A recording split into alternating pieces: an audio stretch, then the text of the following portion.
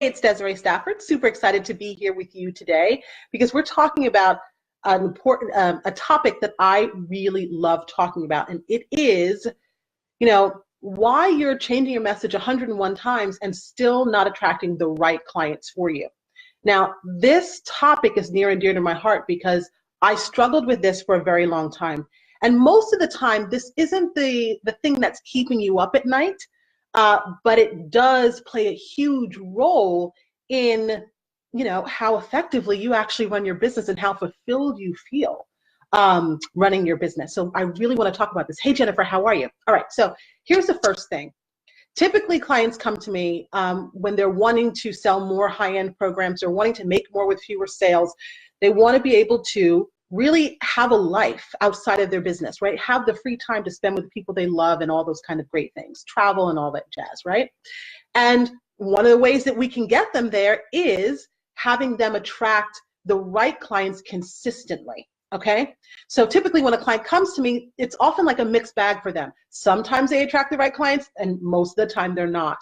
And they don't understand, number one, how to create more consistency in terms of the right clients, but they also don't understand how the wrong clients is actually, hurting their businesses. And that's something that we have to really take a look at, because if they had understood it, they would not continue to allow so many of the wrong clients into their programs. Oftentimes what happens is if you're not attracting clients consistently, you can get yourself into a spot where you feel, like you just have to cover your expenses. So you sometimes will sign any client, and then they get into the program and it feels like you have to drag them through your program. It often feels like these are the type of clients who, don't do the work. They don't really see you as their coach or mentor. They might, kind of be scattered looking all over the place and not really, taking what you say and applying it and getting results. And oftentimes, what does that do? It undermines your confidence, right? Also, these clients typically are the kind of clients who are draining. They require a lot more of your time and energy. And again, they're still not getting the results, right? So we want to talk about how you can eliminate that. The first thing, and hey, Carrie, how are you? One of the first things, or the first reason this happens is because you're not owning your value, right? If you're not owning your value, it's likely you're not completely clear on what your value is, what you're actually bringing to the table. You might have a good sense of what you do for your clients, but there's somewhere where you're not feeling as convicted as you need to feel in terms of your value. And if you're not feeling that, then it's going to be difficult for you to communicate your value so that you attract the right clients. Oftentimes when a client is in a situation where they're attracting the wrong type of folks into their business, they're also intimidated to work with the kind of clients that they really want to work with, the kind of clients who actually challenge them to access higher levels of their genius so that they can grow, right? And so, there's a little bit of an intimidation factor, like, am I really good enough to serve this person? And if any of that stuff is going on for you, it will be a challenge for you to attract the right clients. Now, if you also find yourself in a situation where you're working with the wrong clients and you're often over-giving, over-delivering out of a sense of, well, I feel like I have to do this much. If I'm going to charge high-end fees, I feel like I have to work really hard. If you feel that way, what you're going to do is continue to attract the clients who will stay in that contract with you, right? The kind of clients who are going to be needy, are going to be demanding because you feel that you have to overgive, over-deliver in order to charge higher end fees, right? So when all of this is your experience, and you've tried all the traditional strategies out there for lead gen, and maybe you've worked on your messaging 101 times, you've worked on your positioning, all this kind of stuff, and yet you're still attracting the wrong clients. Here's a couple of key things that I would recommend that you do in order to change the situation, right? You want to permanently change this so that you can call in the right clients. When you know that you are going to be able to call in the right clients, these are the kind of people that are going to be a joy to work with, they're going to light you up, they feel inspired by you, you feel inspired by them, like it's a complete love fest, right? When you have that experience, it's so much easier to attract clients. There is no more of that internal resistance to bringing more clients into your business, because these are the right people. These are the kind of people who understand how you explain things. These are the kind of people who, take what you say and run with it, right? So here's a couple things that I would recommend that you do. Number one, you have to become aware of who the wrong clients are, right?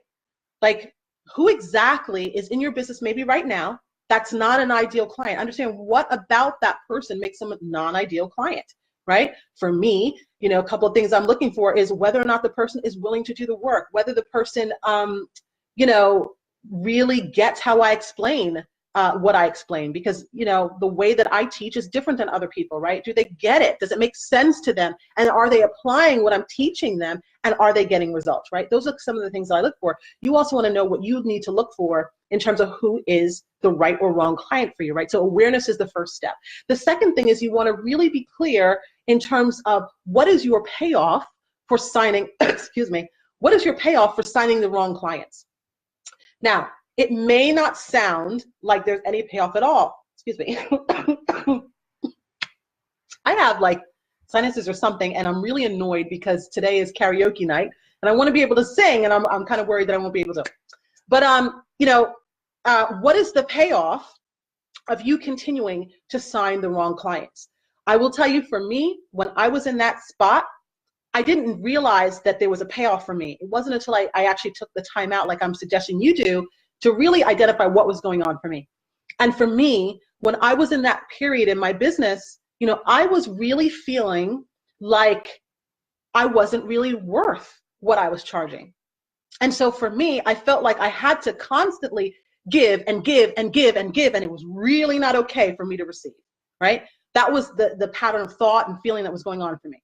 So I had to always work with people who needed stuff from me, who would take from me, because I was not very comfortable receiving, right? So that was my payoff. And when I understood that payoff, and I was like, yeah, this doesn't really apply to who I am today, right? That was conditioning that I had gotten when I was much younger, and I no longer wanted to punish myself in that way. I no longer wanted to feel like I had to give and give and give all the time and never receive, right? So once I was able to identify the payoff, I was then able to take the next step, which was to make a different choice. So I then thought about, okay, well, I don't want to do that anymore. So who are the kind of clients that I need to attract in order for me to actually enjoy my work again, right? People who don't feel like that they need to take from me, but people who, it's a collaborative effort, right? I bring my best to the table, they bring their best to the table, and then we make magic, right? So I had to identify who those people were for myself. And so once I identified who those people were, I had to make a commitment that I would no longer sign a client who did not meet that criteria. So part of what I'm sharing with you right now is what I teach with my clients, which is, how do you create your own client criteria so that like, this is the only kind of client I will work with. I will not work with, the wrong clients anymore. And it really does require a commitment, because you will be challenged, right? Sometimes you'll get to a place where bills are due, expenses need to be covered, you don't know where the next sale is going to come from, and you will be tempted to sign the wrong client, right? You can get challenged in those ways, but you have to make a commitment. When you make a commitment, actually, let me rephrase it this way. It's a lot easier to make the commitment when you have identified what the payoffs are and you've decided that like those payoffs no longer serve you, right? Because then essentially what I'm saying is when you think about identifying who the right client is for you, really what we're doing is creating a standard. So this is your standard. You will not accept anything less, no matter what challenges you perceive to experience coming toward you, right? So that's the decision that has to be made. It really has to be a decision. You can't be wobbly on it. You can't be like, well, okay, I'm going to have standards around my clients, except if, the bill is due tomorrow. It can't be that. You have to have standards, right? And that also means that one of the things I help with my clients do is when they decide who their ideal clients are, the kind of clients that they will work with and they will not work with anyone else, oftentimes we create a plan to get rid of the current clients that are not an ideal fit. So if the client is close to their contract being up, that's a little bit different. They might as well ride that out. But, oftentimes, people will come and their clients are in the middle of contract. You have to make a decision. Either that client is going to have to step up to meet your new standards, or you're going to have to decide, what's the plan to get rid of that client, right? Because it's very important that when you make decisions, you don't go back on them, right? You keep your word to yourself. You honor yourself, especially if you want your clients to honor you. If you want your clients to listen to the teachings that you have to share with them, if you want your clients to implement and get results, you have to model that kind of behavior for them, right? And if you're wobbly on your standards when it comes to clients, guess what? Right? Your clients are not really going to hold you in as high esteem as you would desire them to. You have to be able to really walk your talk. All right. So I hope that has been of value to you. Hey, Camila, how are you? Hey, Emily, how are you? Does anyone have any questions about what I've shared so far? Because, you know, this is something that we don't talk about much in the marketplace. We hear a lot about, you know, all the different steps you can take to attract clients. But the goal is not to fill your programs with any and everyone who has a credit card.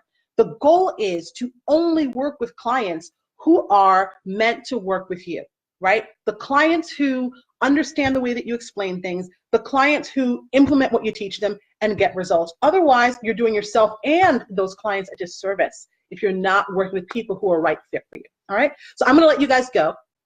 Okay, Camilla says she needs to watch a replay. Awesome, do that. I'm gonna wrap this up. If there are any questions, type them in the comment section. If you would like some support with attracting more high-end clients consistently, breaking whatever patterns you have that are keeping you from doing that right now, please reach out to me. Go to DesireeStafford.com/session and get yourself signed up for a chat. And until we speak, I hope you're up to big, bold things in your life and your business. Take care.